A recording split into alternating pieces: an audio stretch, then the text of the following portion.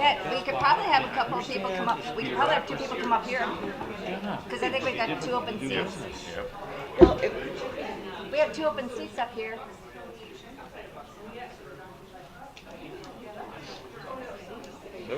Nobody wants to come up and join. Well, I don't fight know. too much. Dave, you want to? I don't think they have enough microphones. Is the problem? Oh, right. And they're already You could go up there if you want. Yeah. I'll share mine. Let's sit up here. Oh yes.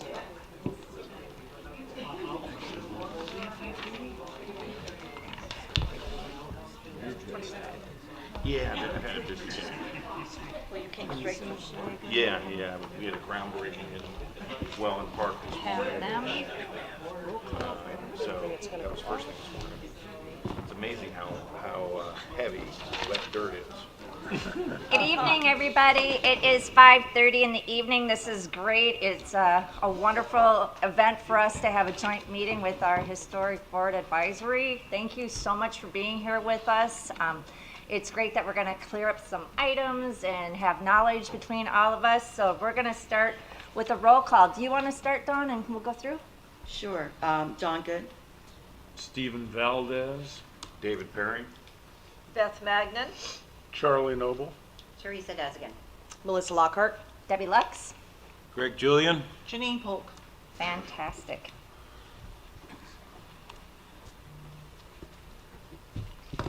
Is everybody good with the agenda? Okay, fantastic. And the first thing that we're going to do is public comments. So anybody wishing to address the council on any matter must state their name for the record. Each person will be allowed to speak for up to a maximum of 3 minutes. Good evening. Is that on? It is. You might get a little bit closer though, please. Pull it towards you. Okay, good evening. I'm Marilyn Mizell. I have one of the homes in the Historic District. If you don't mind, I'd like to read a brief statement to our City Council. I would like to take a moment to recognize the critical importance of preserving our city's historic district, particularly in light of the recent flooding that has severely impacted many of our historic homes.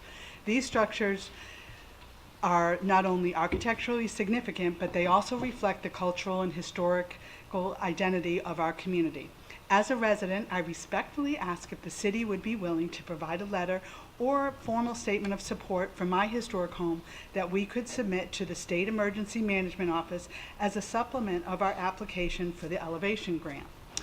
While our homes have sustained significant damage, some are not beyond repair, and with the timely support, we have an opportunity to protect and preserve them for generations to come. Thank you for considering this request and for your continued efforts to support our community during the recovery. I would also like to thank our Historic Preservation Advisory Board for making this important collaborative effort possible. Thank you. Thank you. Anybody else want to come up? I did, please. Hi, can you hear me? Yes. Okay. My name is Nanette Warren, and I'm the owner of a historic home and 2 cottages in the historic district that were severely damaged by the recent hurricanes.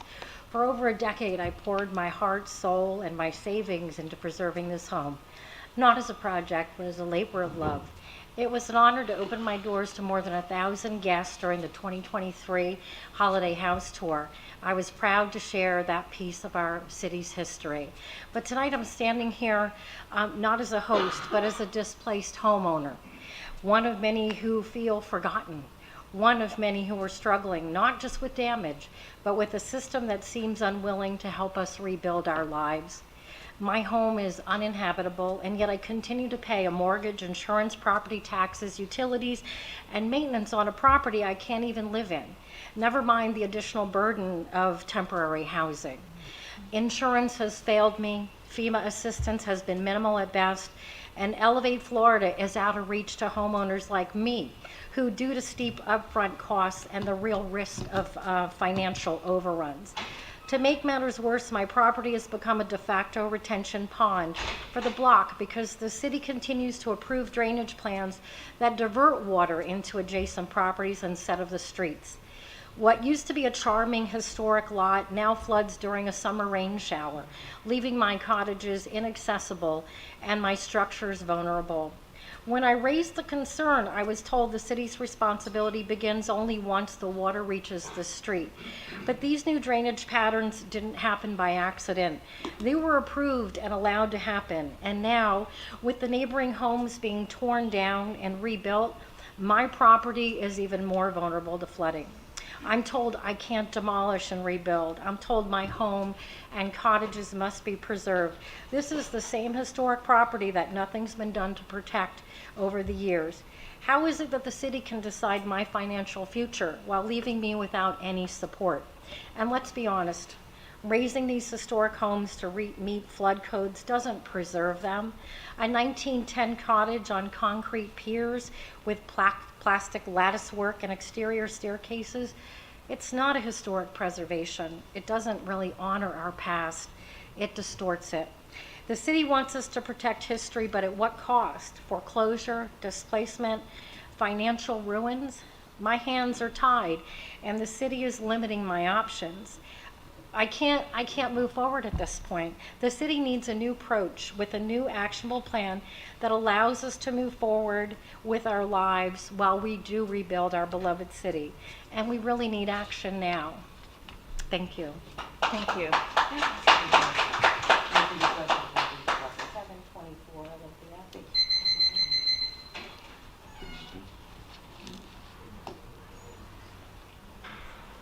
Jeff Lustig. There was an individual here who was talking about the boat slips, and that with the Freedom Boat Club, they have taken over all the public boat slips, and I just don't think that's fair as a small businessman that that he should be denied a permit, and that there should be a rebidding for these because we own them as a city. The other thing too is the farmers market. Has that ever been bid out correctly, and what's going on with that? And then finally, there should be a look at the leases for that general area there, that they should be brought to market value, or at least we acknowledge what we want to do. If we want to subsidize them, that's what we want to do, but at least make it clear and obvious what we want to do with that. Thank you very much. Thank you. Anybody else want to speak? Okay. I'm going to have Sarah Clark. You want to read something? Okay. Yes, please. Can everyone hear me? All right, we have a comment. No, we can't hear you. Oh, cannot. Let me go with you. Okay.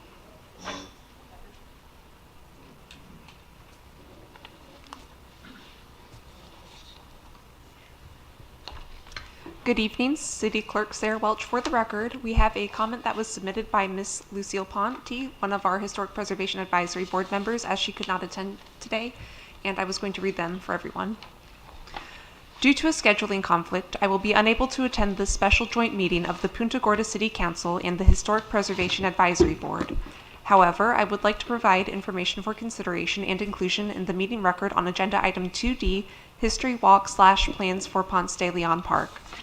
In 2022, as a member of the HPAB, I worked with Kent Kretzler of the nonprofit Royal Order of Ponce de Leon Conquistadors on a project to update Ponce de Leon Park with a history walk and to provide a prominent place to display a bronze bust of Ponce de Leon donated to the city by the conquistadors. That donated bust is currently housed at the Military Heritage Museum. Mr. Kretzler had experience creating a successful history walk at his college alma mater. In addition, the outdated and badly weathered signage at the Ponce de Leon Fountain in Gilchrist Park would also be updated before the then planned rededication of the park, which was ultimately delayed due to hurricane damage. Over nearly 8 months, Mr. Kretzler and I met and created a draft executive summary, talking points, and PowerPoint presentation for the History Walk proposal. The goals of the proposed History Walk were as follows. 1. To educate and celebrate history of Punta Gorda and Charlotte Harbor. 2. To revitalize park appearance and visitor experience by updating outdated markers, plaques, and statuary. 3. To support the city's brand as a historical destination with an additional historical site. and 4 to increase public interest in and attendance at the park. The funding of the project would be derived primarily from a community fundraising drive to raise donations of approximately $50,000, with the city supervising project development, management, and longer-term maintenance. However, after working on the proposal, then staff in the city's urban design informed us that any proposed history walk would have to await a planned redesign of Ponce de Leon Park, which would likely not occur for another 5 to 10 years.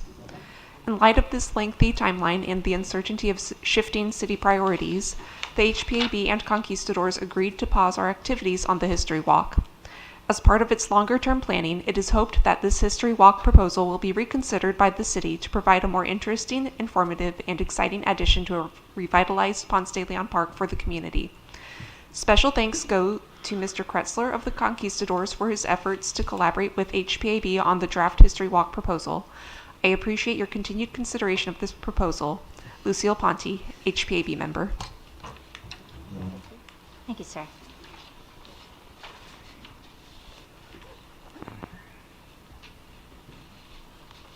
Okay, so first on the regular agenda is the AC Freeman House. Do you want to explain a little bit about the CBDIA? TJ, you want to come up and give a little history about how we got this going?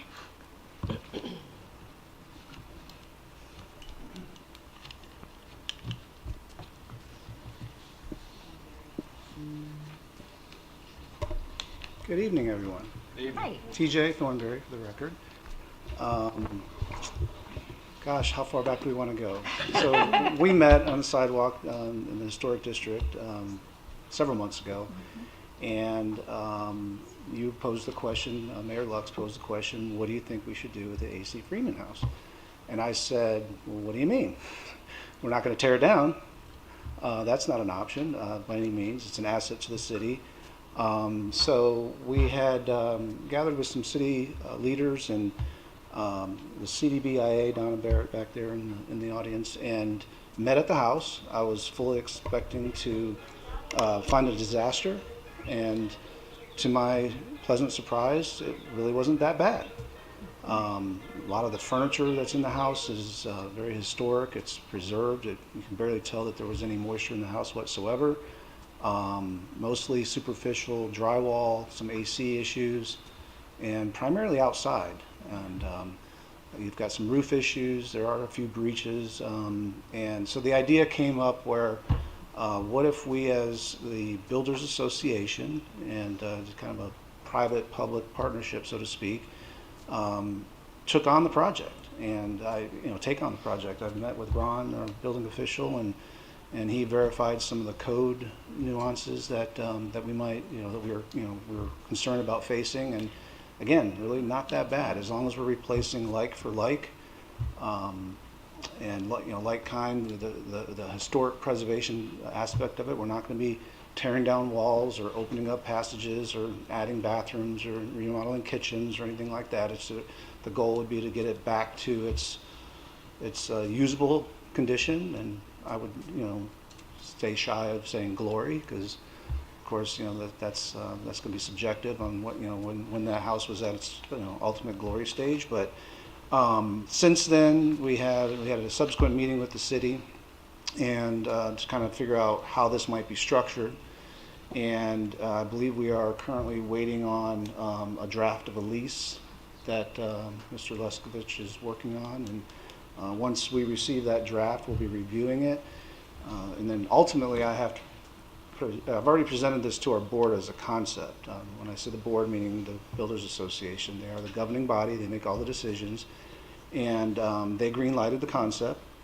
And so from here, once I get the draft lease and we start to put together a few more of the details, I'll be putting together a kind of a formal business plan to be able to present to them. And the number one caveat that they had was that it doesn't cost the CDBIA any money. And that would be the goal. Even the lease structure will be intended to allow us to have unencumbered access to the home while we're working on it. We're going to have liability, builder's risk issues. So we want to make sure that we have control of securing the site, being able to come and go. and not have to, make an appointment with Ron every time we want to, work on the house type thing. So that was the reason why we went the lease direction. And it just seems like that would be the most feasible avenue to, again, have kind of a public-private partnership. I'm volunteering my time and expertise as the contractor of record. If the Builders Association decides to go another direction with that, that's fine too.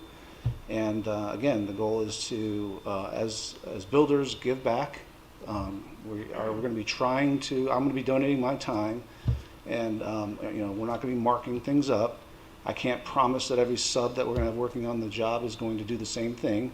We're going to be soliciting donations, discounted labor and material as much as possible, but in some cases that's just not going to be feasible.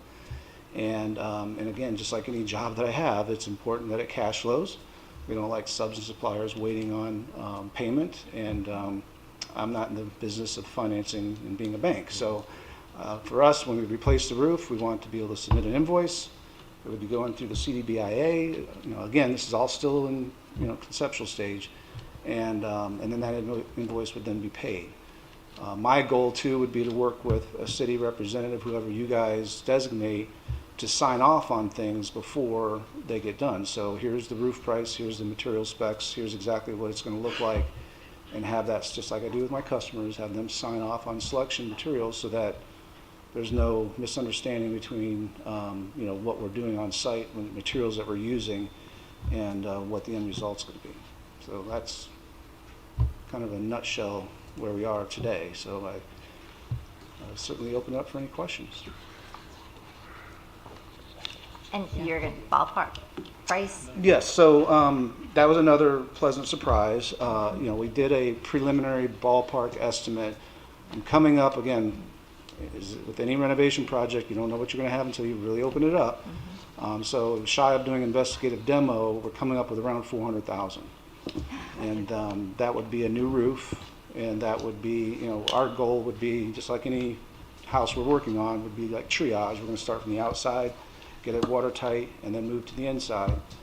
And we're in the rainy season, and there are some there are some spots where it's moisture's getting in. The majority of the water damage, so to speak, there's really not much, even from roof related and or rising water, surprisingly. It's mostly where an air conditioning has failed, and condensation has leaked into the house and caused ceilings to cave in a few places. But again, we wouldn't be moving to the inside until the outside, which would be scaffolding and a lot of lift rentals and things like that to get the outside watertight, and then move on from there. Don? I just love this because when we first looked at this a couple years ago, the Freeman House had been closed, it was shut down, we were told it was in horrible, shape. I'd actually, after Charlie, looked to move that home to my property at 620 when I lost my home there. So I was surprised at the $2 million plus. And when I looked at it, I was like, maybe I'm crazy and I'm getting old and I don't know what prices are like now. So to hear this is what we thought that would be around. And like you said, give or take.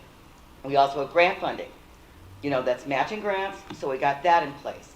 I think it's a wonderful idea. Thank you, and thank the Builders Association.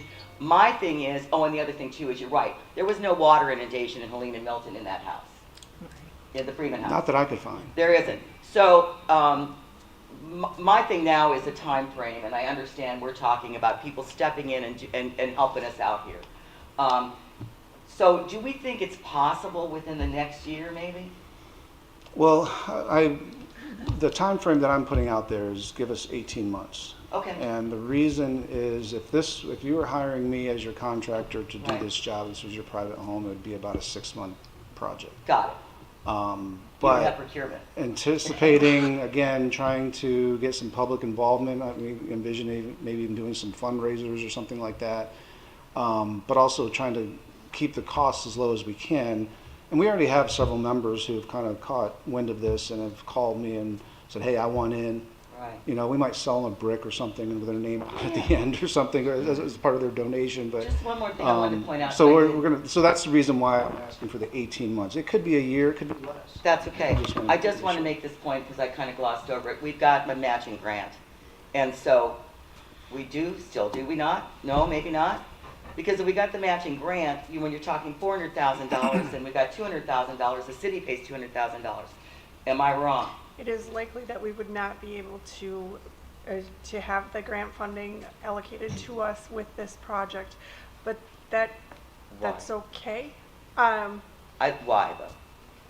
Because Why? it wasn't in the scope of what we had proposed. to Well, no, wait, the grant original agency. proposal was this big, huge thing at 2 million plus, Mm-hmm. you know, and that was just at some point, you all, not you all, but the, you know, city council before you was talking about mothballing it, and, you know, I don't even know where that number came in. So when we're talking about actually doing some rehabilitation, I don't understand the why. We will certainly make the case once we have the full scope of the project. We'll make the case to the granting agency. I just don't want this project to be counting on that as how it's going to work. We do have 1% sales tax funds that are available for this project that should cover the amount that we're talking about today. But yes, we still will pursue with the granting agency to see if they would be willing to adjust that contract. But I just caveat is don't count on that. All right, I just hate to let a grant go. We got plenty of things we can do with 1% sales tax. If we can work this out, you know, that would be the best of all worlds, in my mind. Absolutely. Yes, sir. Okay, we invest the money, invest our capital, et cetera. Then what? Maintain. Well, no, we gotta do more than have it The as public a, use. yeah, what is the end goal here? We want to have it for public use. And I think also, we were talking about that, but even with the Builders Association, you know, they've got a place in Port Charlotte. It might be nice for even them to have that for meeting. And for us, with council, we don't even have a meeting spot, you know, for us to meet with people. That might be a great meeting spot for us to meet with the public. So there's a lot of ideas that we can use. Right now, it was just making sure that we weren't going to mothball it or spend $2.2 million to restore it. So we're pretty excited about this. And TJ, I can't thank you enough for taking this and running with it. No, it's an opportunity that has come up that is getting more and more exciting as it unfolds, and hopefully it comes to fruition. And to your point, you know, an old house like this, it's like an old boat. You know, if you don't use it, that's the worst thing you can do for Yep. it. And the more it sits there, you know, I cross the bridge multiple times every day. And, you know, we're going to be, you know, obviously with the weather that we're getting into now, it's time. And I'm, you know, I'm afraid that if we kick the can down the road another 6 months, year, and in its current condition, surprisingly, as closed up as it is, it's not much. I expected to fully find mold and just be overwhelmed. And it's, you know, it's an old house that breathes well, but it needs to be fixed. It needs to be watertight, and then it needs to be used. So when we're done with it, we would be handing it back over to the city to say, okay, here you go. And again, there's been a lot of things floated around in terms of use, but, you know, it would be usable, and that's the I think goal. it'd be great for like a tour, you know, to tour our historic home, and even for the holidays to decorate it. You know, again, I have such great ideas for this beautiful home. Yeah, and it's fully furnished. Yeah, and it is furnished. That's true. We can talk about that later. The furniture. And TJ, while you're in there and once you get the work started, it would be great if you can give some feedback to the city about what you think maintaining that property is going to cost, because obviously then we're going to have to budget for that. You know, and you won't know that until you really get in there and see what, you know, has been fixed and what, but it would be, my biggest thing is we always have to maintain, you know, if we fix it, we don't maintain it, you know, we'll be back in the same position. So I would like to see a maintenance, and yes, thank you to CDBIA, because there's absolutely no way that any other, going through procurement, going through the other process would get done for $400,000. There's just no way. When we met, you Yeah. mentioned the $2 million number, and I went, what? I mean, you And could that's rebuild a why house for public that. I and don't- private collaboration works. It didn't make any sense. I think there might have been some ADA and some other things that were in that equation, but yeah, no, it's, and to your point, maintenance, I tell my customers, whether they bought or they're buying an old house like that, you either have to be very talented and be hands-on, or you have to have the financial wherewithal to pay somebody to be talented and hands-on. And you know, and it's going to be important that the city, and I'm sure that will happen through our wonderful staff, that they'll figure out a way to schedule maintenance. Yeah, just because I did check into maintenance, what the city was spending on the AC Freeman House, like what was going on here? You know, you shut it down. Well, actually, it was $26,000 a year is what I got from Greg Murray. That was the number. So, just to throw that in there. Yeah. And you're absolutely right with an older home, things like that. But the more that you take care of stuff and are ahead of stuff, like you said, these homes are built to last, and they have. So. And using it. I mean, back in the day, we used to joke that it was Julie Mathis's private office. Yes. Yes. But she used it, and that was Yeah. from the chamber. So that was, you know, one option, and it could be something similar to that in the future, or like you mentioned, some place for council members to meet one-on-one with citizens, or who knows. Anybody else have anything? No? Anybody else? I'll just talk to you a little bit about process then. We had thought we would have the lease agreement last Friday. I'm sure we'll have it within the next probably day or two. So then I will be providing that to Mr. Thornberry so that he can go to his board. As soon as we get the yay or nay from them, we'll have an agenda item for city council then to approve the project. Or a plan B if should they choose not to go forward with this. But we're very excited about it, and we really thank you for all your work on this. The CDBI, Yes, Thank you, Ms. CDBI. Donna. great group. Thank you so much. Thank you for this.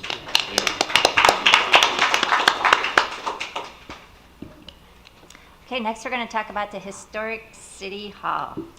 So your board had asked for this item. I'm just wondering what information you were looking for. We didn't have a formal presentation put together on this, but if you had questions that you would like to ask of staff, we certainly will answer anything we can. Yeah, kind of in the same vein as AC Freeman House, going into the city hall that was shut down for 2 years after Ian. And thank you, Misty, for the tour, Dr. Misty, for the tour. I was like, really? Are you kidding me? Especially the council chambers areas. I'm not talking necessarily about upstairs. So the 1978, I believe, was that addition. You're talking about some stained tiling. You were, I mean, seriously. And to be out and not have a meeting place and paying rent and where's Waldo to find people in town. It just, you walk in and you see the damage and it's like, okay, where is the disconnect here? So it's kind of the same thing. And for us, because it is an historic structure, I mean, that building is, parts of it are newer than the oldest part of it. 1926 maybe, do I got the year wrong for the main? Something like that. So then you get into, and another thing, $20 million to do something. Well, that's craziness too. So depending on what you do with that building, the upstairs especially, which is gorgeous if no one's been in there, you've got frosted glass, you've got, it's just plaster, wood. Plaster is different when you restore older buildings. We're not talking drywall, people. So it's a whole different thing. There's so much of that that's salvageable. The cost would be in the use of the upstairs, because if it's open to the public, now you're getting into public access. You're getting to all those kinds of things. But for right now, when we're talking about where council meets, where our boards meet, I think that's a really doable thing in a very short period of time. We're cutting rent. We're back in where people know that we are. So to me, it's like, it's another no-brainer. Where are we going here? And that's, go ahead. I think it was all about the idea of this Taj Mahal that the previous council wanted to build. And so we thankfully got elected and were able to stop that. And so they had scooped up multiple years of the 1% sales tax from other identified infrastructure projects around the city. And now we're able to get it repaired and get it back into operation for a portion of that. We don't know what that amount is yet, and the city staff is working on that. And they're already working on getting the chambers back in operation. But then we'll be able to reallocate the vast balance of what was scooped together for the Taj Mahal. I'm sorry if I offend anybody by saying that, but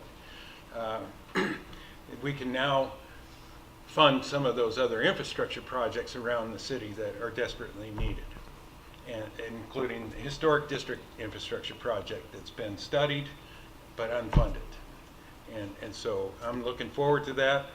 I things are underway, and I think we'll probably have to wait until the end of the hurricane season before we open it back up. I don't know. We can open at least part of it, but that's up to others.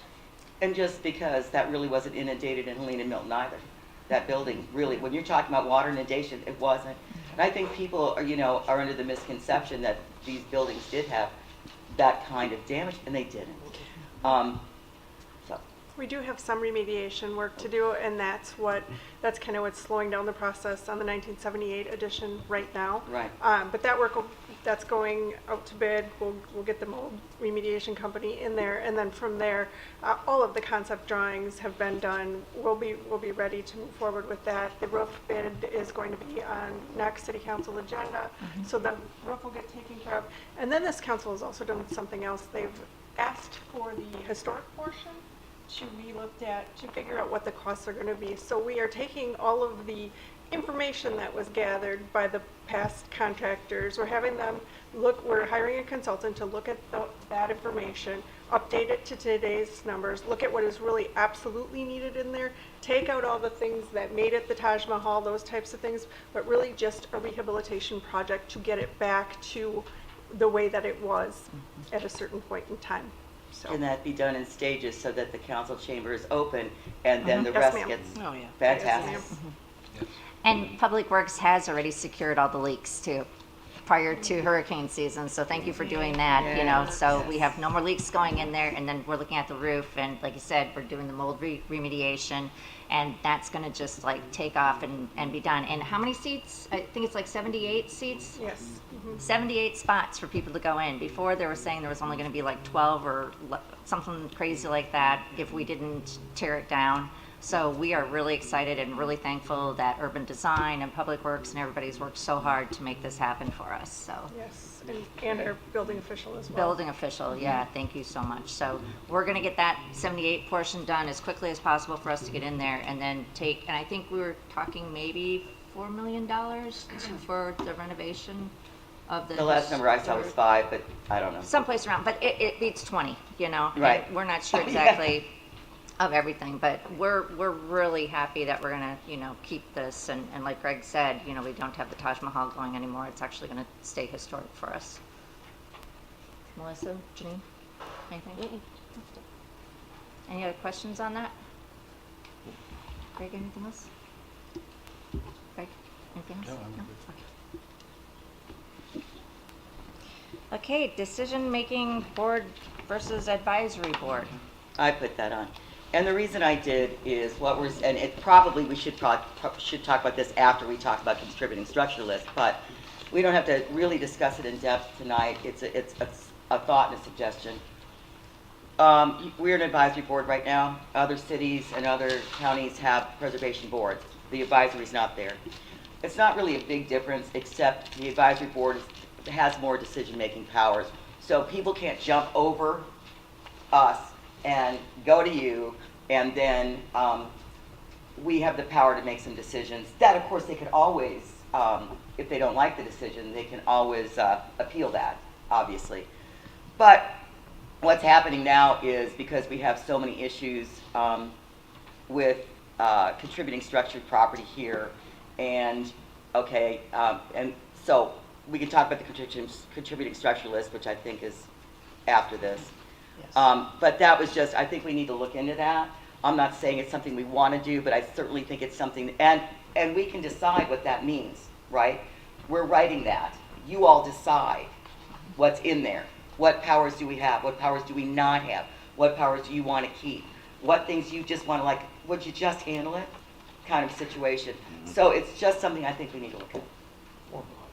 Yeah.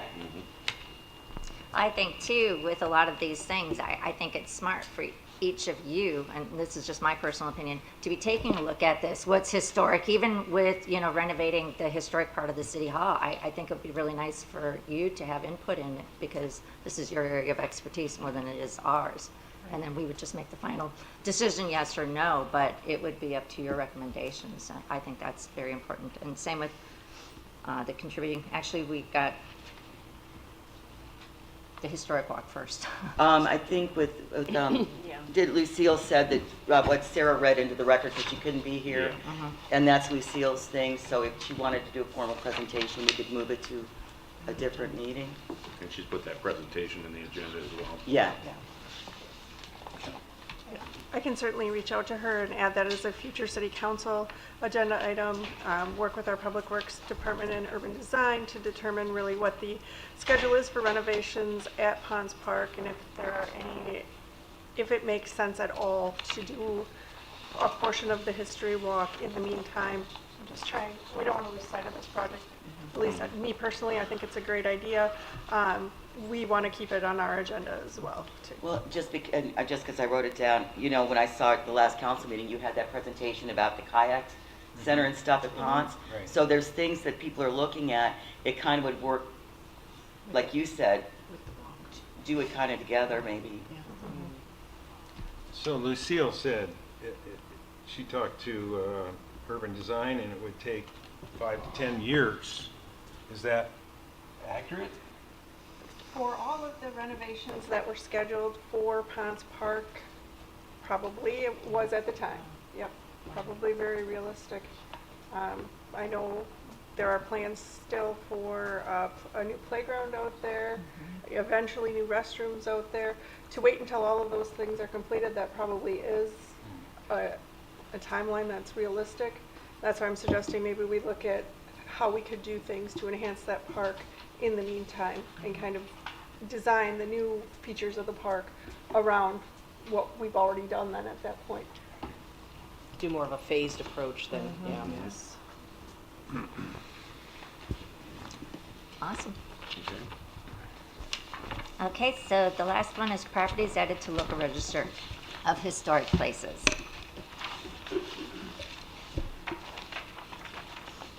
Donna, Well, are you telling the I presentation? asked. I didn't know if there was going to be any slides. I kind of asked there. Well, anyway, in the packet, do we have those? He did put a few on there, like That'd be the- great because I think people the can older see. one. Yeah. People are confused about, you know, Yes. different districts where they are.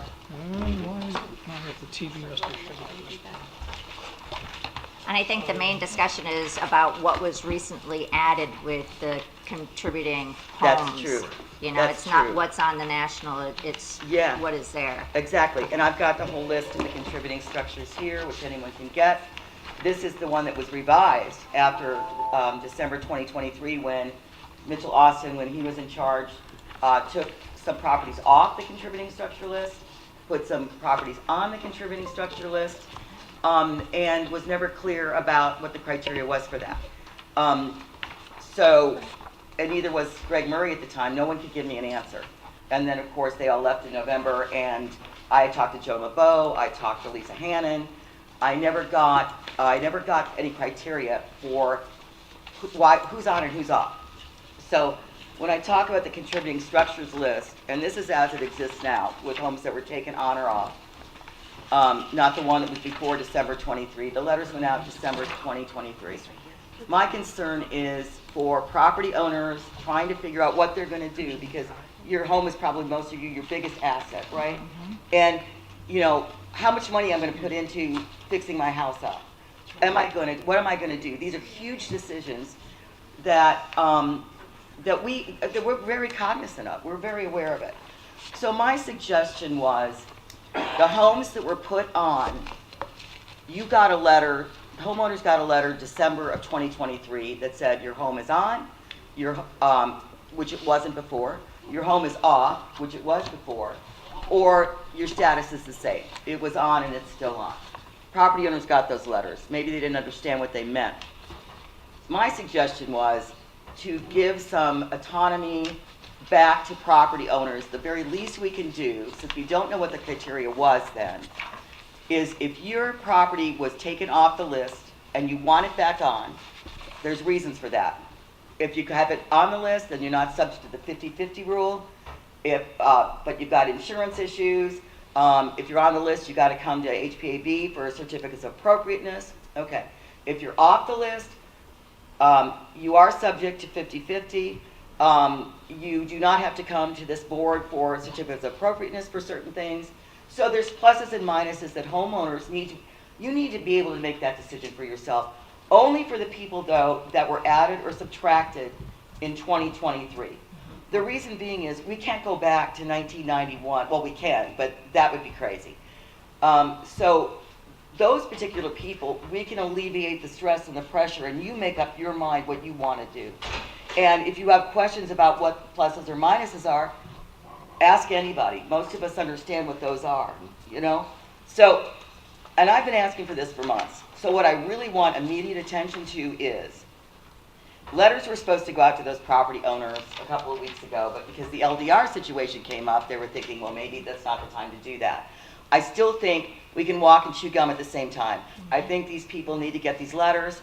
I think that they should be able to make their decision. I do think we need to give them a certain time frame, but it's not going to be in 4 days like this meeting. It's going to be sit down, figure out what your options are and how this could help or hurt you. That way, you're making some decisions that I think you have the right to make. So that's a contributing structuralist. And the only thing the reason I wanted these maps was, people think, something was said, I think Sarah said something at the last council meeting, that we're going to lose our historic district because of the LDR situation. And my first thought was, no, the National Register District does not go away. The National Register District cuts in and out. People think that that whole area is the National Register. It's not. You can see in purple how it cuts in and out. Then you have overlay districts. And there was overlay districts that were put in place in 2023, which is like the mid-century district that never existed before. That's you're going out Ann Street, Gray Street, all those people, they got hit hard by flooding. So that's why I wanted people to kind of see what these areas are. So you have some kind of, go ahead, Sarah. I just want to clarify that what I said was that the local register of historic places would be eliminated, not that few districts would be. Okay, fair enough. I was listening. I could have misunderstood. I do it all the time. But anyway, that's why I wanted it brought up. I want people to be educated. I think these letters need to go out fast. They have the list. And, they've got the list of who they went to. And the only thing with this list, the one I pulled off, which is what we have now. So some of the homes were taken off of this list, right? So they're not presented here. So we've got a list prior to this. And that would be valuable too, that people could see. They could just go ahead and look it up and go, okay, where am I? And if you don't get a letter, you can call and ask, am I one of these homes? Can I do this? Anyway, I just think it's really important, and I appreciate the time. Rachel Berry, I'm just here to show the maps. So one of the things that, we hear is we don't want to lose our historic city. And that was one of the things that TJ and I, when we were doing our walk around, and, some of these houses just have to be taken down. I mean, you can't do anything with them. So we were talking, and I think it was a gentleman who kind of brainstormed it, wasn't it, TJ? And like, why don't we, suggest building a home that looks historic, but it's, better for them to live in, They have to. So this is, well, unless we change the LDR. Right. If you lose your home or if you demolish your home and you're within these districts, you've got a choice of 10 or 12 vernaculars that you can build. We're not saying that you have to build this particular kind. Right, you have the choices. But it has to look like it's within the community. And I also believe that, I don't know if this still exists, things change, but every block, we used to have that after Charlie. So you'll notice some homes are closer to the sidewalk, some homes are set back block by block. That was also part of the process to make these buildings blend in, the new with the old, block by block. So if the majority of homes are this close to the sidewalk and the others are set back, that was something we wanted to make happen and possible. So it all blended in kind of and still looked like it looked like a historic neighborhood, yeah. Do you want to talk again, Rachel Berry, TJ? just confirming that yes, as part of the former LDRs prior to the adoption in April 2024, there was a historic guideline for development, and in that section is where it talks about where they have to match the area with massing, setback, design, all that type of stuff. And that's not in the current? There are design regulations in the current LDRs. There definitely are architectural provisions, but they aren't labeled the same way as historic guidelines. TJ, you want to say something?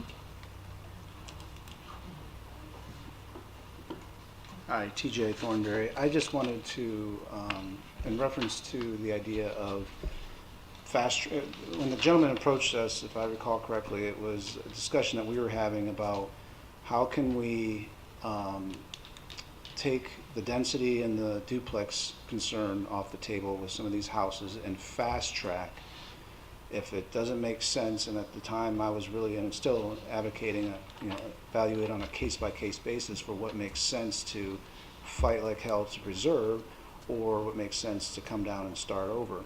And the idea was, what if we had a scenario where that particular homeowner could be fast-tracked with the HPAB and the building department if they agreed to replace like for like with today's elevations, today's architectural features, but at least resemble maybe 10% bigger footprint if the lot would allow it, to allow them to demolish and rebuild with the same architectural. Now the current LDRs have, I like to call them architectural boxes that you have to follow. The old LDRs had architectural requirements, but not to the purity that the new LDRs, and that was Mitchell's big thing, was preserving the purity of architecture by making sure that it was either this category or that category. I understand that's been interpreted more flexible recently, which I'm glad to see.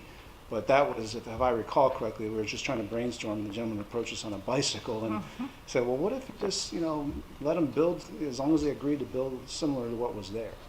And obviously there's a lot of details that would have to be filled in to enforce that, but that's still a good idea in my book, to try to fast track getting our downtown fixed and built where it makes sense. So that's a matter of the implementation of the current LDRs and the flexibility in urban design or zoning. Right, because the idea is, if you recall, I was representing my homeowners in a process of trying to, their sole purpose was to demolish what was there and rebuild, which we're still in the process of designing that now. But this would be an idea, we would agree as a city that say, okay, Mr. Homeowner, if you want to, instead of having to go through a lot of the processes that we were dealing with at that time, and I haven't put one through recently, but I think the process is relatively the same. The idea was, how can we make this go much faster for the homeowner, to where they agreed to certain criteria on that single family lot, not a duplex, not a mid-century modern where a craftsman style stood before. That they met certain criteria on the replacement home to today's elevation, today's building codes, that the city would welcome with open arms and fast track as quickly as possible to get that process moving. That was the idea. Thank you. Now, the elephant in the room here is, so what about the homes that have always been on the contributing structure list? And their homes are so completely damaged that they, number one, if you're rebuilding or you're lifting those homes up, they are no longer historically correct. I'm sorry, they don't look historically correct at all. And they're having to spend $2,200, I've heard, $2,200 to get someone to come in and basically tell them that their home is no longer structurally sound. So it'd be an engineer study.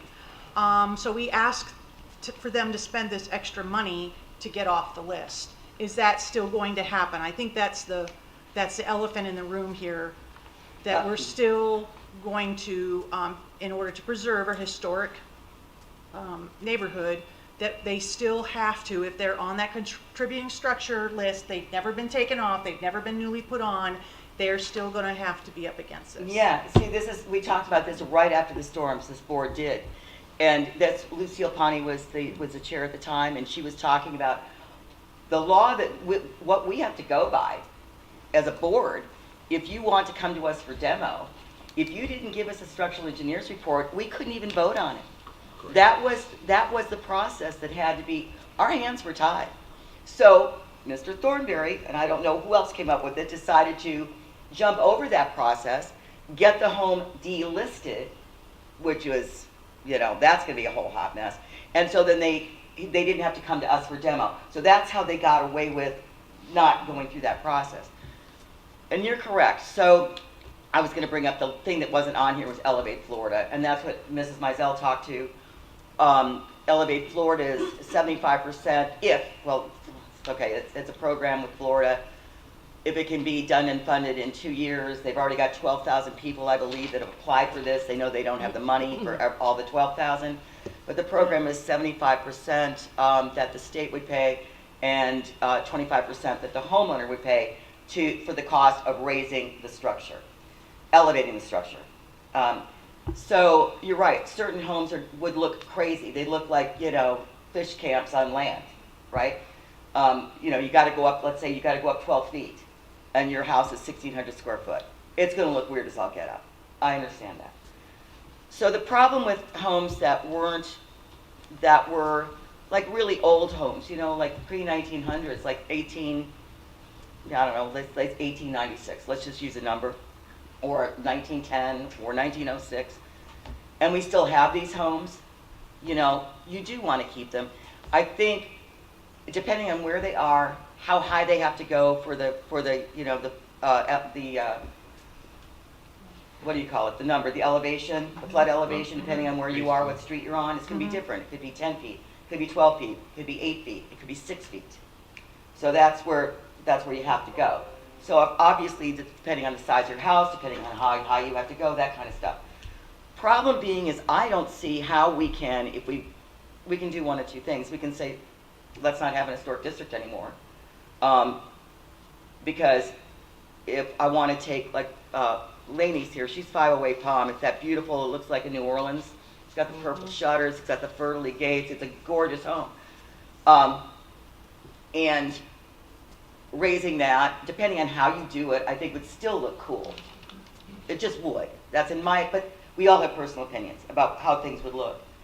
So we can't really, I don't think, go just on a case-by-case basis. I mean, we kind of can, but that wouldn't be fair to everybody. And I don't know how we herd all those cats. If we went case by case. Here's the other problem too, correct me if I'm wrong, with Elevate Florida, you have to meet the 50-50 rule. And if you don't, then you're not eligible. Well, no, that's not how it works. Right? Okay, they No, changed that? Okay. Actually, at first it was going to be you had to meet that 50% rule or not. No, actually, I asked to have this little pie chart that they sent out to all the people that applied for Elevate. Yeah. They sent out this pie chart thing. I sent it over, but I don't see it. Anyway, there's different criteria. So what we got into, especially I'll talk about Laney's home, because the city couldn't give it, you know, it's so damaged that, right, we're going to make it a priority. My suggestion was, well, you're also one of the oldest homes in the National Register District. So, you know, come on.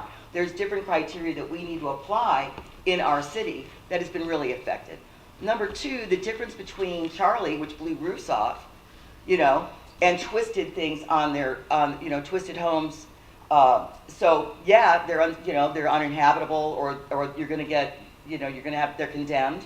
The difference between this storm with water and mud and muck is that it's dirty, but it didn't really shift homes off foundations. Some they did, but not, okay, some, but not like your roof's gone.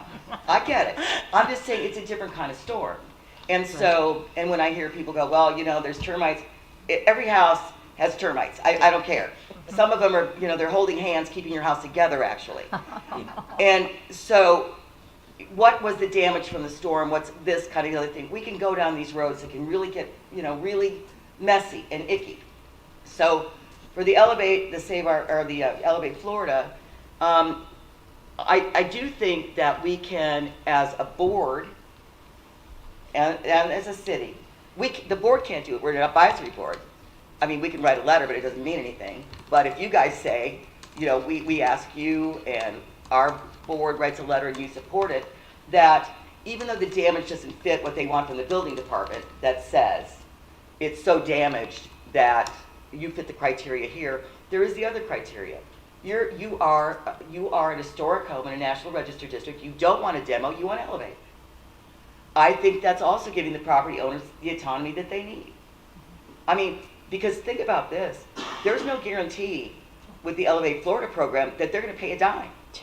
So I'm gonna have to go in, make another financial decision, and probably pay 100% for this Elevate, because as another member of the audience said, I'm renting a house over here, I can't live in mine right now. So what am I doing? What's my plan for the future? So that also leaves people, and money's not supposed to be our problem, but it leaves people that don't have that option because they don't have the finances to do that. So what do? They have to put their homes back together as best they can, camp in them for as long as they can, and then maybe wait 2 years to elevate and make decisions. So it's not fair. Yeah, and I just don't know how we make it fair. But I do think for Elevate Florida, if anybody wants a letter from the city, and we can justify it without having to be the building department letter, okay? I do think there's other ways to skin this cat. I could be wrong, but I'd sure like to try.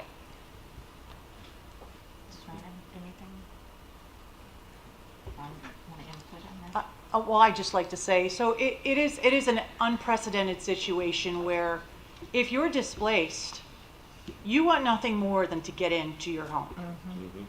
And, you know, I'm not saying that it's okay to just knock down the homes. That's not what I'm saying. What I'm saying is, yes, I do believe we should go on a case-by-case basis, because there are plenty of people out there who have substantial damage. And there is a piece of paper from the city that you can get that says it's substantial damage.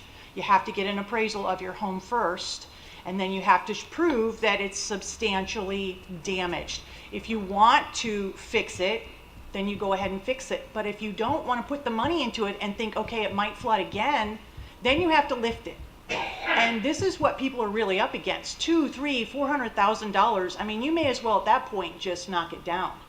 That's my point. And I don't think it's fair to ask displaced people, oh, so sorry, you're on the, you're on the registry. There's nothing you can do. Your hands are tied. We're going to hold you up another 9 months. That's my concern. It's holding people up for that length of time. It'd be great to move those homes and take them to places that maybe other people would be happy with them on a lot. But in reality, that's not going to happen with how many homes are damaged. There are so many people right now. If you take a walk in the District 1, my district, there is home after home after home, that people are not living in them, and they don't know what to do with them. They're still waiting for their checks from their insurance company, believe it or not. Here we are, almost a year, and my thing is because it's unprecedented, I do think we need to take this on a case-by-case basis, because people are desperate at this point. The demo permits are case-by-case basis for us.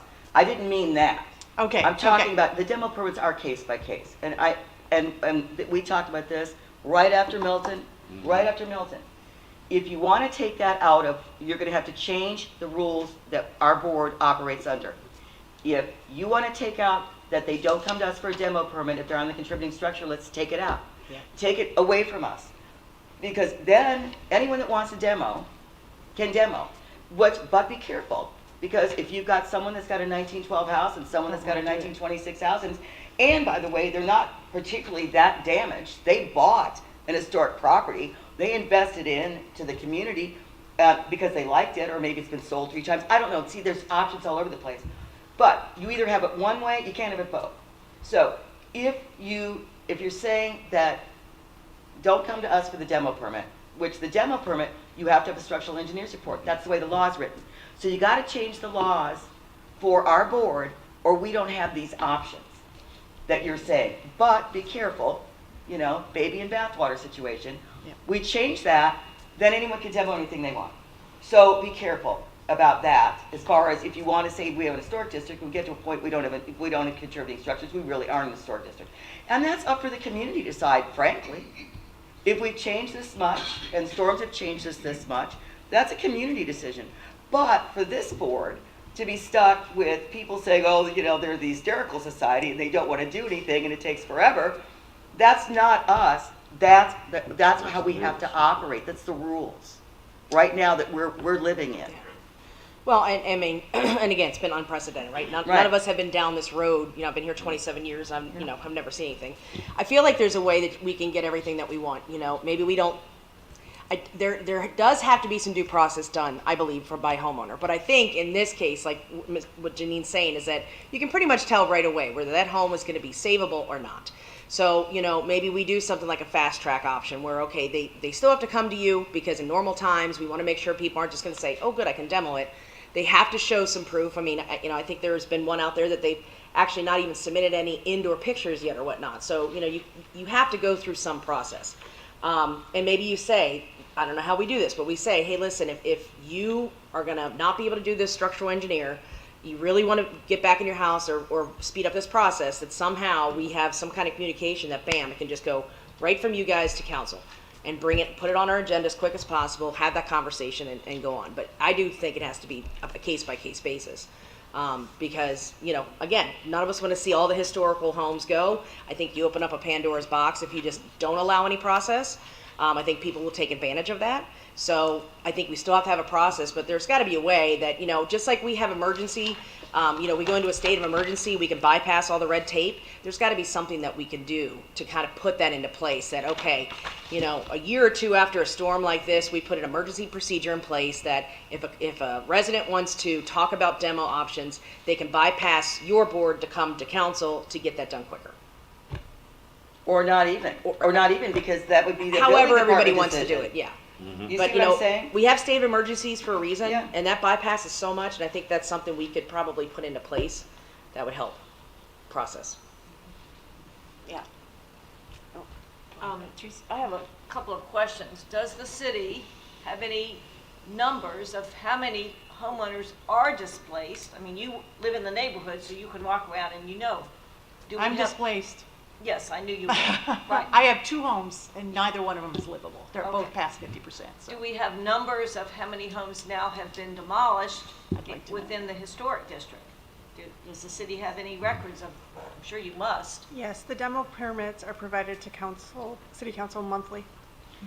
It would be helpful for our board Yes. to know that. Yes. There used to be a tickler system after Charlie.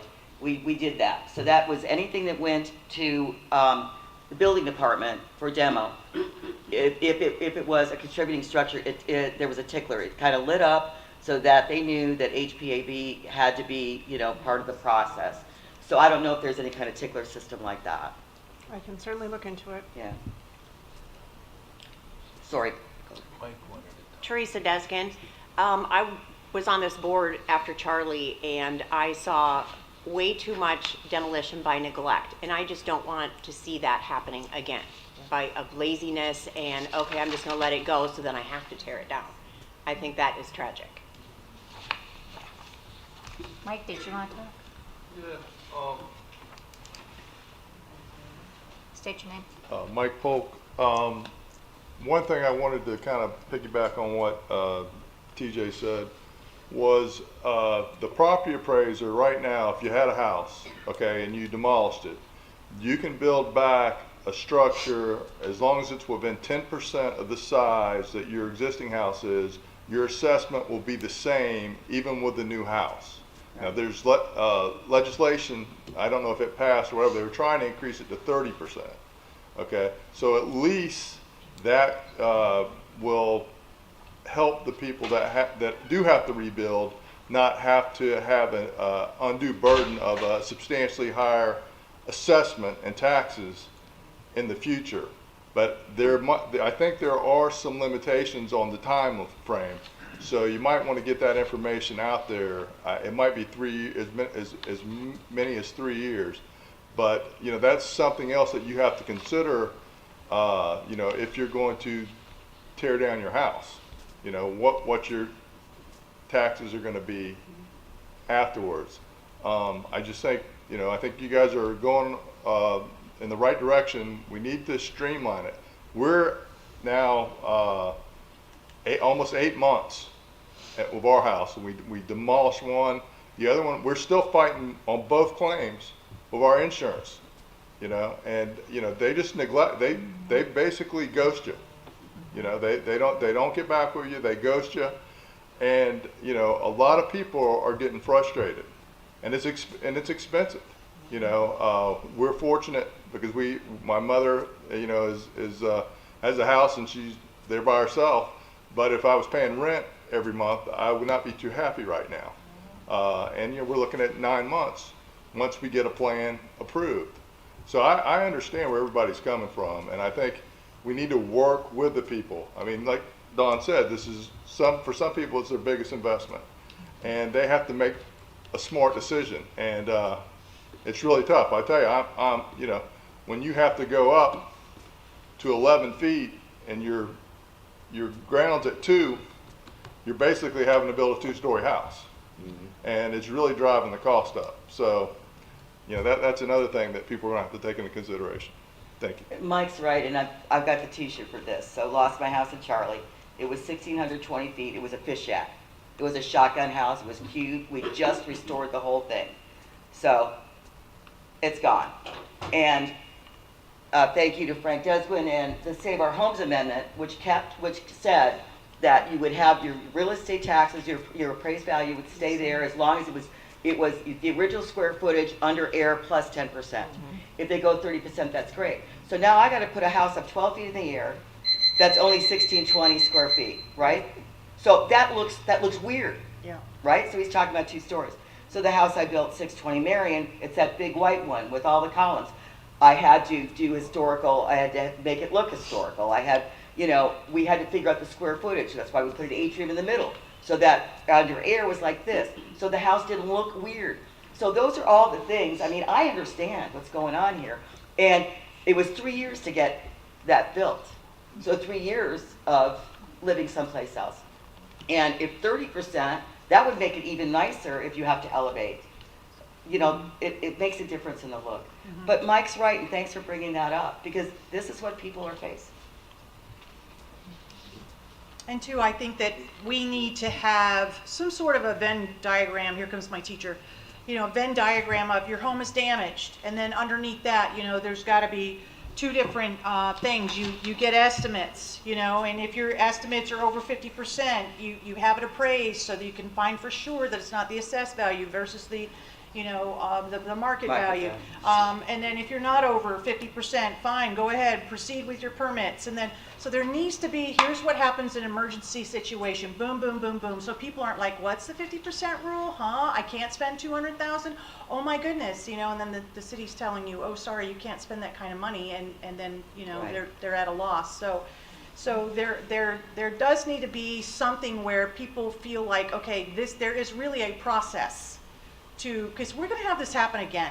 I mean, hopefully not as bad, but we know that these things are going to happen again and again. We need to be prepared, and that's part of our preparation, is so people know what to do and they're not questioning and getting ripped off by, going one way and that wasn't the right way. So. Where do we start with that? Sushila, I think, wants to talk. Did you want to say something? Can I speak? Yes, please. To the Freedom House? Just Come a few up here. words for Mike, please. And state your name, Sushila, please. Thank you. Good evening, ladies and gentlemen. My name is Sushila Chariot. I've lived here for several decades now. I want to go back to the Freeman House. When TJ was speaking, I almost was in tears, and I felt I couldn't come up here. The other thing is, those of you who know me well know that I'm not a hugger. I seriously considered my position because I really want to give TJ the biggest hug. It was like a miracle. I have heard so many negative things about the Freeman House. That's And right. to hear, That's right. We did hear a negative thing. Not that bad.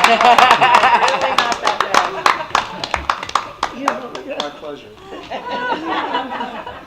Now that I did not expect. That yes. Well, anyway, the reason that I came up is that I was very involved with the Freeman House before it was moved from here, in the previous place. When they asked for volunteers, I was one of the first ones there to clean it. It was very dirty.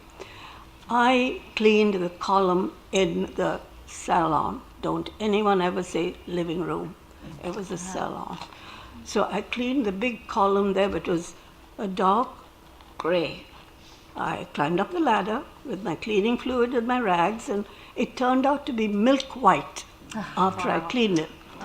So then we got it cleaned, and while we were doing that, a woman came up and spoke to us and said that her mother had been living there in, I think it was 1903, in the same house.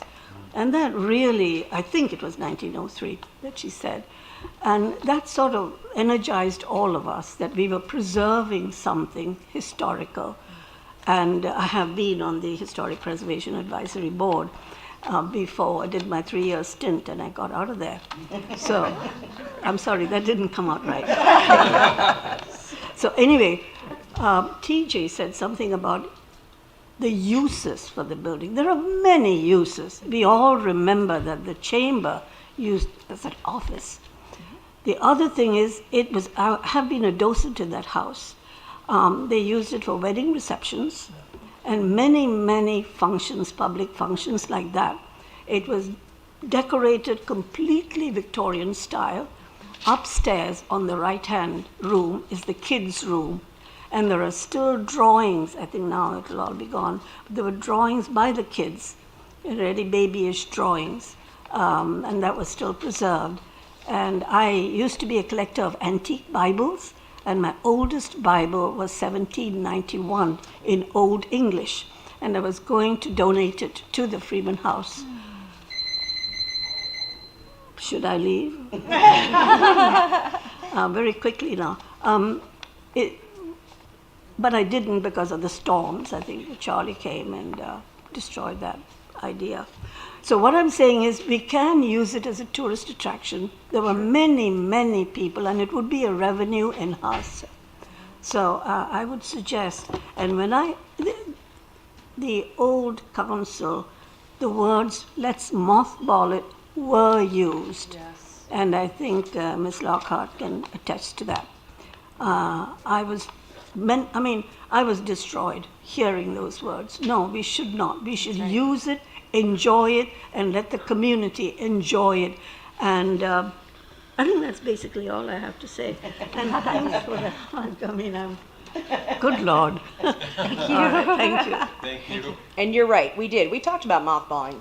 Here's the problem. Number one, it's a whole new era now. If you have private construction people that are willing to come in, and let's face it, they're going to be donating a lot of their time to get that $400,000. You were never going to go through a governmental process and find a company that would do it for that type of money. So that's number one. Number two, and I think this gentleman brought it up too, we still have to figure out a purpose because, I have never been a proponent of government and city being in either the rental business, like the Herald Courts, or being in the business of, had I been around council back in that day, I would have said, why are we taking on this property as a government, right? So we have to, with these tax dollars, we have to have and make sure we have a purpose for it. We have to have a maintenance plan for it. And, just like we all agree, historic structures need to be used, or they need to be not used, or they need to be preserved. So that's kind of where we're at. So, and we absolutely did talk about mothballing, and we absolutely probably would have been able to do it for the $2 million because of the governmental process. So now we have private, the CDBIA is stepping up with their collection of multiple contractors and saying, hey, we're going to donate time and money. We're going to be able to get this under a budget. That's great. we're going to have concerns. We need to have that conversation of what's next. And how are we going to, and these are questions down the road, right? But talking just kind of, saying what the old council was thinking is, how do we do it? How do we manage it? Weddings are great. I had a friend that got married in there. But, that's, I think, when the chamber was renting it. So hopefully we would get a renter like that could come in and then manage the building rather than having to tax staff who's already short-staffed to be able to make sure who's going to open the doors, et cetera. So I just think that's a conversation for another day, but that definitely has to be talked about, or else I think we'll be right back in that situation years down the road. Well, I think use and revenue streams are two different things, to be perfectly Sure. honest Oh, absolutely. with you. So once the city took that property on, the city did have an obligation. They took that property. I'd offered, I was going to pay for that property. City said all of a sudden, now the city's got it. Okay, so you took the property. So I've got ideas in my head about that. But, my first thought was, well, you were talking about the Taj Mahal. They were talking about offices for council members. Well, you got 5 council members. One of you's in that building Monday, one's in Tuesday, one's in Wednesday, Thursday, Friday. You got your own private office for the whole day. You know what I'm saying? That's your private council office. That's a use. there's other uses. Yeah. Whether it needs to produce revenue, I think is a whole nother. Oh, yeah, and I guess that's for conversation. Yeah. Beth Magnan again. Now, when I'm not sitting on this board, I happen to sit on another board, the Punta Gorda Historical Society, and we own 6 historic buildings in the city. 2 of them are on the National Registry, the Punta Gorda Women's Club and the Punta Gorda Train Depot. We also own 4 buildings in the History Park. 5 of our buildings were flooded. The Train Depot escaped flooding. I think it came to the first step. So we too would look at Elevate Florida if businesses could be elevated, especially in the History Park. Of course, the water, all the buildings have hardwood floors. The water came up through the floors, of course, underneath the doors. Our historic structures are important to this city, and if we could figure out a way to elevate those 4 buildings in History Park, those buildings are used. All 6 of our buildings are used. They've been brought back to life. People are in them. We have visitors in them all the time. So it is important, and I think our city really depends on the historic nature. It's the reason we moved here. So, thank you. And I think that, we had somebody talking about the flooding and stuff like that, and, the effects of somebody building causing somebody else to flood because they've elevated it and it stays low. And so we really have to work that out. And I know that we have a study going on for downtown. I think that's going to be... It'll be in front of council, I believe, either the first or second meeting in July. So hopefully we can try to figure out why, even when it's sunny out and we have high tide, we're flooding in our downtown area. We want to stop that. And so that's important for our residents downtown as well. And I agree, whether we do some sort of a moat around the historic area to collect the water, and then drain it as we see, storms coming so that we can protect that area. It is important for us, and we just have to brainstorm to make sure we can make it work.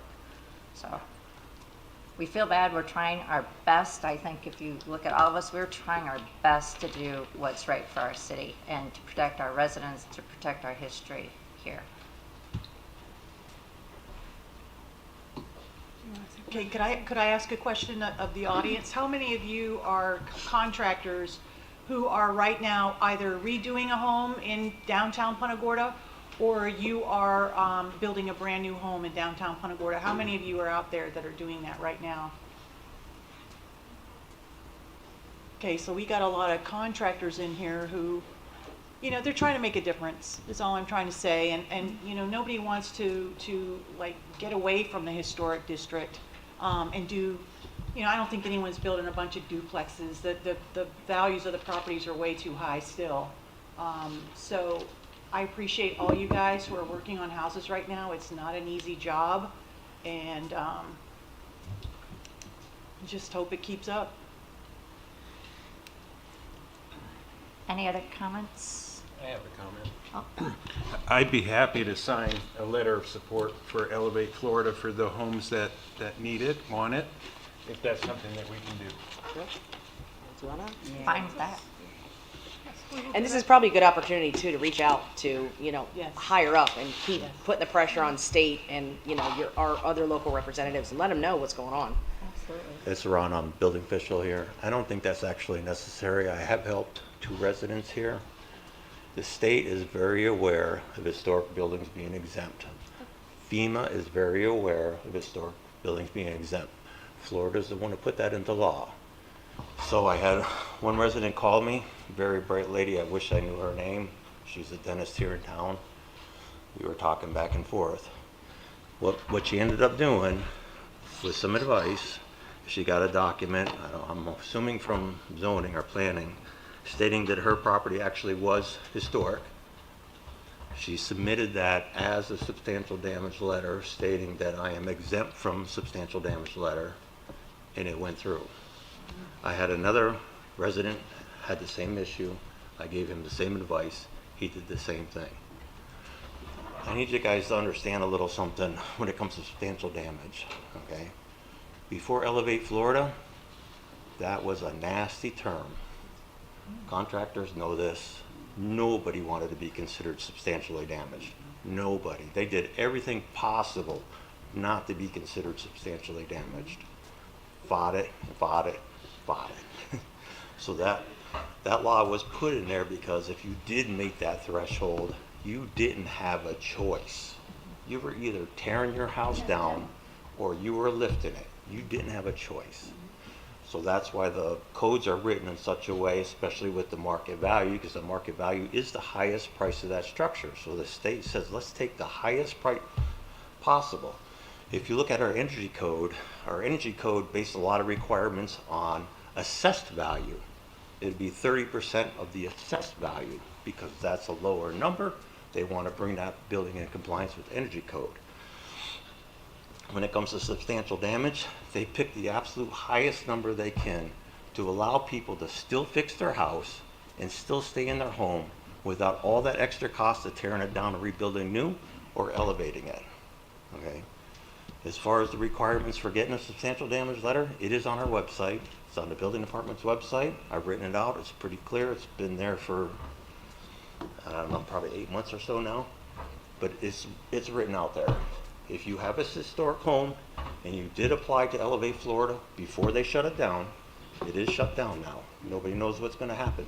Elevate Florida money comes from FEMA. That's federal grant money. It's not Florida grant money. That's federal grant money.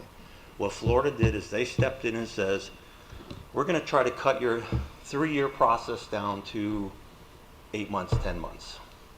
Okay? Nobody knows what's going on with FEMA right now. Something happened. Florida decided to shut that down.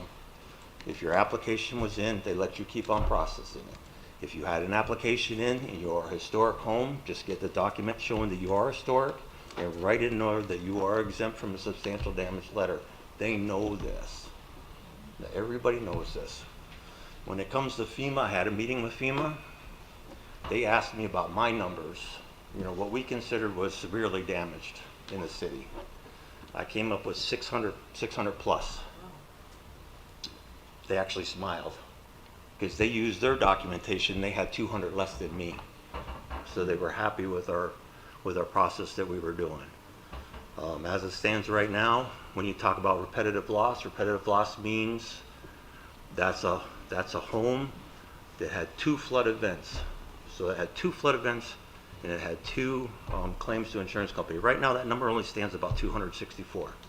Helene and Milton, because we had 2 flood events. Are they calling it Hilton now? It's right now standing about 264. We But can is that request 2 that events? that information comes, yeah, that's those 2 events, right. That information comes right from the National Flood Insurance Program. We have the ability to request it. I just recently requested it about a week and a half ago, and that's the numbers we got. So if there's any question about how you get a substantial damage letter, it's on our website. I have to follow those guidelines because that's what the state says I have to follow. That is the state code.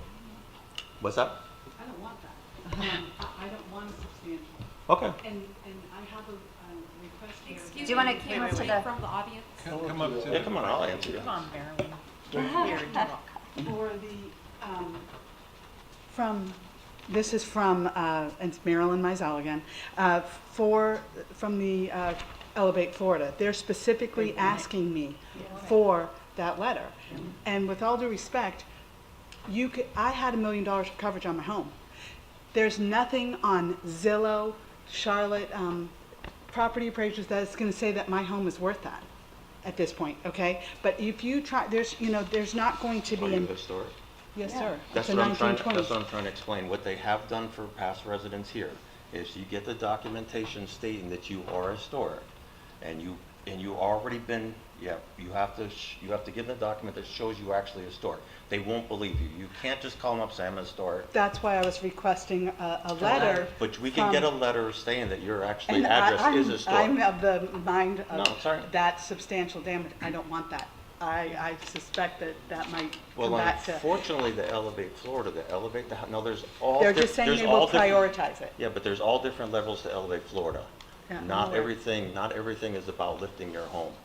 To Right. lift your home or to get money to help demo or rebuild, that's where the substantial damage comes in. If you are substantial damage and you're historic, you're exempt, If you get the document from planning and zoning and submit that to Elevate Florida with your application to show them that you actually are historic, then they take that into consideration of reviewing and approving your I have a plans. resident that came to me because she said she couldn't get that letter from building and zoning. So then I said, No. The that's what she, substantial damage letter. that's There's what two she said different- she couldn't Right, get. we're talking about two different things. When I say get a letter from planning and zoning, I'm talking about a letter that states that your home is historic. Yes. Your home is historic. Right. That's the letter I'm telling you need to get and submit with your application. Okay, she wasn't told that. When I talked to her on the phone, I said, let's try to go for the letter for the historic. That didn't come from the building department. Exactly. This is something new that's come up that Okay. I've helped two other residents with. Okay, I didn't know for sure it was gonna work. Okay. Don't know the outcome, but I do know they accepted it. Okay. And that's what I'm trying to explain now. Awesome. They actually did accept Yay. it if you go through that process. Substantial damage letter is something completely different. I got it. That's See, something this- I have to follow the codes with, like, okay? Janine Polk for the record. So this is the confusion that people have in the middle of fighting insurance companies. They just don't know what direction is right. And I think there needs to be some place where it's all put, or like I said, a diagram, you know, if you're past the 50% rule, if you're historic, so there has to be some sort of easy way so people can see, you know, these are the steps I'm going to take to cure my situation.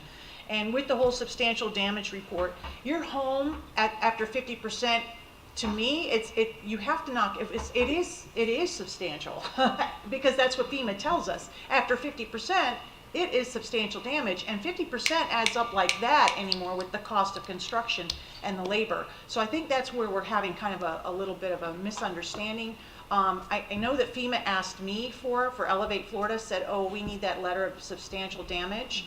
And so we waited to demolish the home, and we thought, oh, we better get that. So we had an appraiser come in and appraise the house. And that's how I got my substantial damage, because the cost was too great to redo the home. So, you know, I knew that because I'm married to an appraiser, and I you know, was able to get through it. But it took me a while to figure that out. I didn't know until the last couple of weeks that was what I was supposed to do. So it is really hard. I know they keep throwing things at you guys in the building department, and what is acceptable and what's not.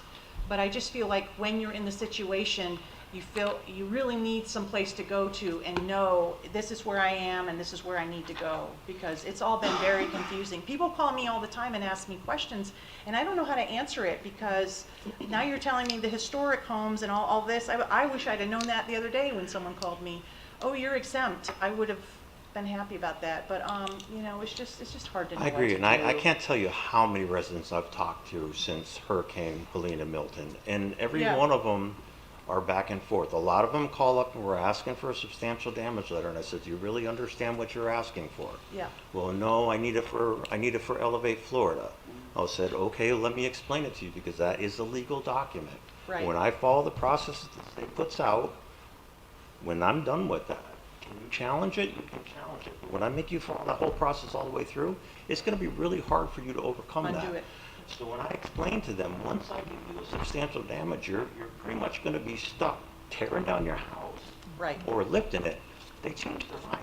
Right. They're like, I don't want to go down that path. Right, Because right. they don't know if the money's going Right, to be there. but I think you need to I mean, I'm sure you understand this too, that your insurance company only gives you it's insured for this much, but they give you half of that. And you know you have to knock it down. You have to demolish it because of the 50% rule. Like, this is where we are.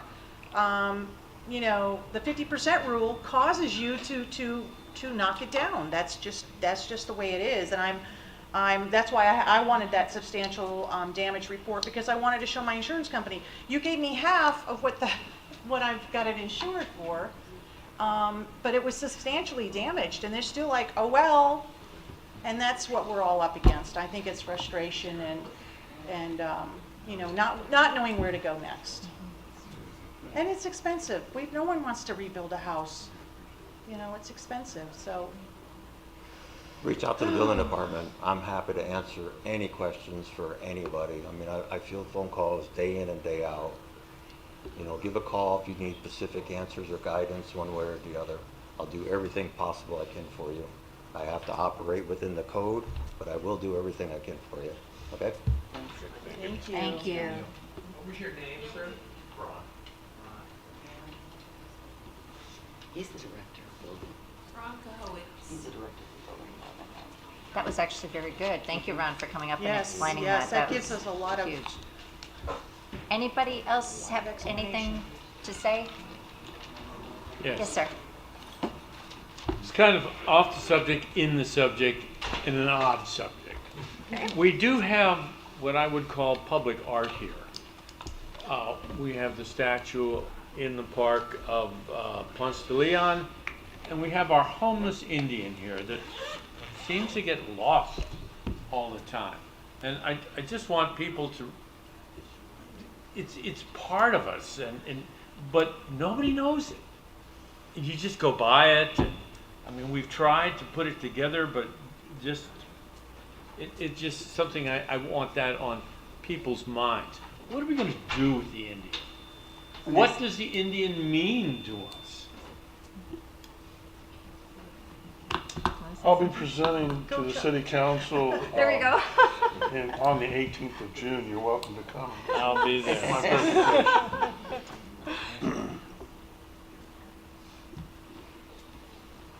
I just have one comment. I think this has been very, very positive, and I'm really Yes. excited that we got to do this. And I would Yes. like to do this on a regular basis, every other Yes. month, every quarter, something, but we need to communicate. Yes.